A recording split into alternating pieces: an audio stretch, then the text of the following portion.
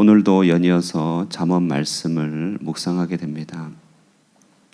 우리가 흑백 TV보다는 칼라 TV가 더욱더 입체감이 있고 영화도 2D보다는 3D 영화가 입체적이죠. 입체적이라고 하는 것은 평면적인 상황을 더욱더 풍성하게 보게 하고 다방면으로 보게 하는 것이라고 할 수 있을 것입니다.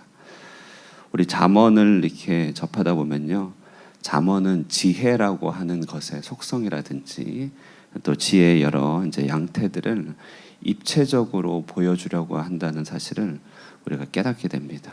한 가지 지혜의 요소를 다양하게 앞에서, 뒤에서, 옆에서 보여주려고 한다는 것이죠. 자, 오늘도 이 지혜 그리고 그 반대가 되는 어리석음, 그러니까 지혜, 어리석음, 빛, 어둠, 이것을 이렇게 입체적으로 보여주려고 하고 있습니다. 우리 본문을 함께 보실까요? 13절에 보시면 지혜는 뭔가 한마디로 말하기 어렵지만 분명히 지혜는 말씀이나 계명과 관련이 있다는 것을 알 수 있습니다. 그래서 말씀을 멸시하고 또 말씀을 무시하는 자에게는 그것이 지혜가 없다는 얘기고 패망이 뒤따른다. 그러니까 지혜는 어떻게 됐든지 하나님의 말씀과 하나님의 지침과 관련이 있습니다. 그래서 말씀과 지침을 잘 품고 살아가는 자가 지혜를 배울 확률이 커지는 것이죠. 지혜는 이제 14절에 이제 선생의 교훈, 선생이 가르치는 교훈으로 나타났다가 15절에 보시면 지혜는 이제 은혜를 먹으면 또 선한 인격으로 묘사가 됩니다. 지혜는 은혜를, 원문을 보면 은혜를 생산해낸다, 이제 이런 뜻으로 표현되고 있거든요. 연이어서 계속 보면은 이제 지혜는 슬기로운 자가 그렇게 자신의 삶에 축적해가는 삶의 지식, 그것을 가지고 핸들링하고 활용하는 삶의 지식이고, 그 다음에 보면 이제 사자라고 메신저입니다. 라이언이 아니고 이게 사자, 그러니까 전령들이 꽉 막힌 문제를 풀어가는, 또 꽉 막힌 문제를 아주 치유적으로 풀어가게 하는 이제 묘책으로도 묘사됩니다. 지혜를 묘사하는 말들이 이제 18절에서는 또 다시 훈계와 또 경계와 관련이 있는 그런 것이고, 지혜는 19절에 보면은 소원을 성취하게 하는 첩경이다, 이렇게 얘기하죠. 지혜는 또 보시면요, 지혜는 지혜로운 자를 한데 묶는 울타리입니다. 지혜자는 지혜자를 알아보고 지혜로운 자는 지혜로운 자하고 함께 교제를 나눈다는 것이에요. 21절을 보시면은 지혜는 의로움, 그러니까 지혜는 또 의로움의 속성이 있고, 22절엔 지혜는 대대를 관통하여 서 있는 기둥이고, 23절에 보면 지혜는 가난한 자의 가난을 벗어나게 하는 것이고, 그리고 지혜는 24절의 지혜는 자식을 진실히 사랑하는 것이고, 25절에 범사에 만족하는 의인의 양식입니다. 그러므로 이런 지혜의 입체적인 특성을 보면서 한 가지 떠오르는 것은 지혜의 선순환이라고 할 수 있겠죠. 선순환입니다. 선순환. 말씀과 계명에 대한 진지한 태도는 결국 지혜자의 교훈을 경청하는 모습으로 나타나게 될 것이고, 그와 같은 지혜에 대한 경청은 삶의 문제를 풀어가는 실질적인 전략으로 발휘가 된다. 그럼 어떻게 됩니까? 달콤한 성취, 오늘 성취의 달콤함을 얘기하고 있는데요, 그 지혜는 결국 친구도 달라지게 하고 인간관계도 보장하고 선순환을 계속 일으킵니다. 지혜를 함께 나눈 동행자들을 곁에 두면서 아래로는 다음 세대까지 연결되어 내 자신뿐만 아니라 한 세대, 그 다음 세대까지 연결되는 지혜의 어떤 이렇게 보호막을 형성합니다. 지혜는 점점 삶에 파괴적인 궁핍을 몰아냅니다. 그리고 자녀를 굳세게 붙들어주는 견고한 사랑, bold love라고, 견고한 사랑으로 역사하고, 지혜는 만족을 배운다는 것이에요. 그러니까 지혜는 서로 선순환하죠. 지혜는 선순환합니다. 자, 그래서 오늘 아침에 함께 또 적용적으로 묵상할 것은 이 선순환의 삶을 선택해야 된다는 것입니다.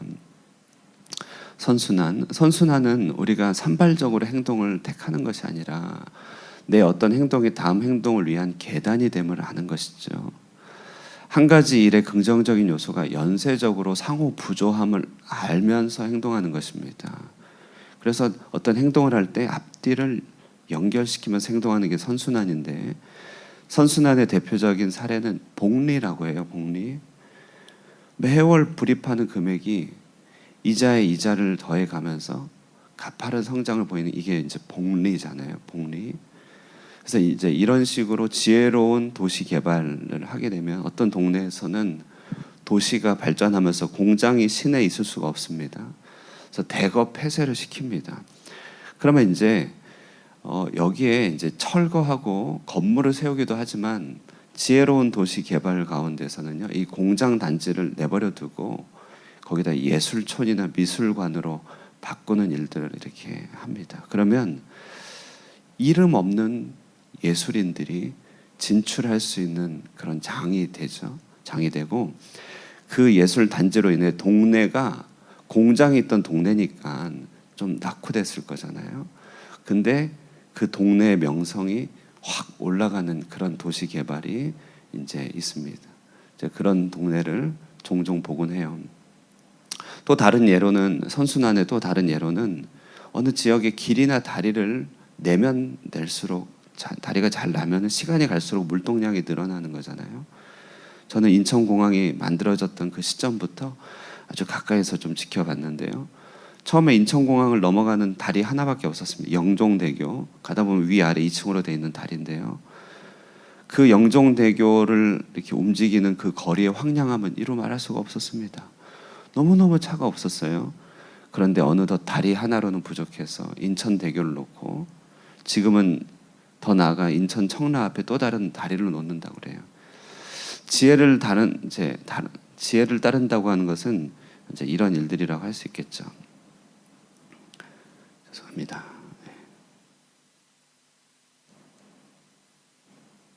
이처럼 삶을 채우는 선순환의 길을 내는 것이다. 그러니까 꾸준하게 선택돼야 될 계명에 주의하는 삶을 사는 것입니다. 꾸준히 길을 내며 근력을 키우듯이 해야 됩니다. 그래서 오늘 아침에 지혜에 대해서 우리가 적용해 볼 것은, 선순환적인 선택을 할 수 있도록 지혜를 포기하지 않는 꾸준함을 선택하는 것이죠. 하나님을 기쁘게 하는 성품, 달콤한 성취, 풍요로운 관계, 돌고 돌면서 강력한 축복의 그릇을 형성합니다. 반면에 이제 오늘 본문은 지혜를 거절한 자의 악순환도 있습니다. 지혜를 저버린 자가 빠져있는 뼈저린 악순환이죠. 오늘 본문 보시면 지혜를 가벼이 여기면 어떻게 됩니까? 악순환이 적나라한데 패망이 뒤따르고 사망의 그물이 얽혀져 있습니다. 험난한 인생이 예고되어 있습니다. 그는 걸어다니면서 그의 미련함을 줄줄 흘리고 다닌다는 것이에요. 관계가 교착됩니다. 공핍과 수욕이 뒤따릅니다. 실패하면서도 그 자리를 벗어나기 싫어하는 참 완고함이 있죠. 재앙이 그림자처럼 따라다닙니다. 물려준 지혜도 유산도 없고, 사랑에 있어서도 실패하며 삶의 만족에 있어서도 실패를 맛본다. 이것이 지혜의 선순환을 포기한 사람이 차지하는 대가라는 것입니다. 악순환의 가장 유명한 사례는 깨진 유리창의 법칙이라고, 실험자가 뉴욕시에서 깨진 유리창이 있는 자동차를 방치하는 실험을 하였습니다. 그냥 방치했다는 것이요. 머지않아 자동차의 나머지 유리도 깨지고, 본네트도 떨어져 나가고, 문도 파손되고, 무단 방뇨, 무단 쓰레기 투기 등 악순환이 계속되고 동네의 범죄율과 관련이 있다는 것을 보게 되었습니다. 반대로 그 사소한 무질서를 방치하지 않고 그 깨진 유리창을 복구하고 수리한 곳은 자동차가 보존되고 그 동네의 분위기가 현저하게 지탱되더라는 것이죠. 내 인생의 지혜 한 가지, 그 지혜 한 가지의 깨진 유리창을 방치하게 되면 내 삶에 어떤 악순환이 나게 되는지를 잘 보여줍니다.